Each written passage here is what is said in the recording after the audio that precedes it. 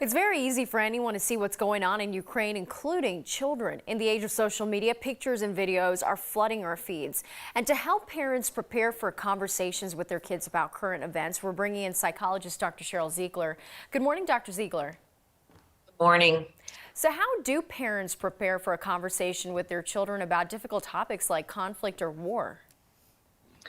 Yeah, it is really difficult, and you might want to think about it before going into it because it can throw you off what you say or don't say. But you really want to lead with what their questions are. So asking things like, what have you heard and what are you curious about? So starting there is really important because we can start to give a lot of information maybe they don't even want or didn't even know to ask for. So you really first want to start leading with what they've heard, especially if they're older. What are they seeing on social media?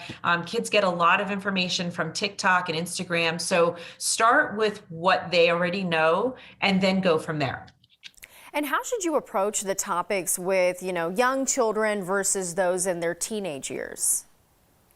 Yeah, so with younger children, really younger children may not know so much about this. I would say, though, probably 9, 10, and up, they know. So the younger kids, I would again just say, oh, what are you all talking about at school? And, just kind of fishing around to see if they know anything. And if they do, you talk to them, you reassure them that they're safe. You really reassure them that you are there to protect them. I think with the older kids who do have some information, there's some really common questions they have, like, is this World War III? That's a very common question. And, are they going to come here?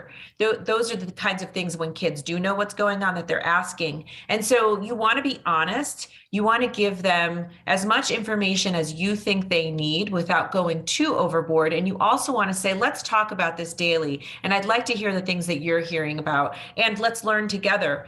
The last thing I would say as well is that if kids are showing signs of anxiety or they are really concerned, doing something with that stress is very helpful. Meaning, let's maybe donate to a cause. Let's try to gather things if we can. So really trying to do something with the worry is often very helpful in a crisis.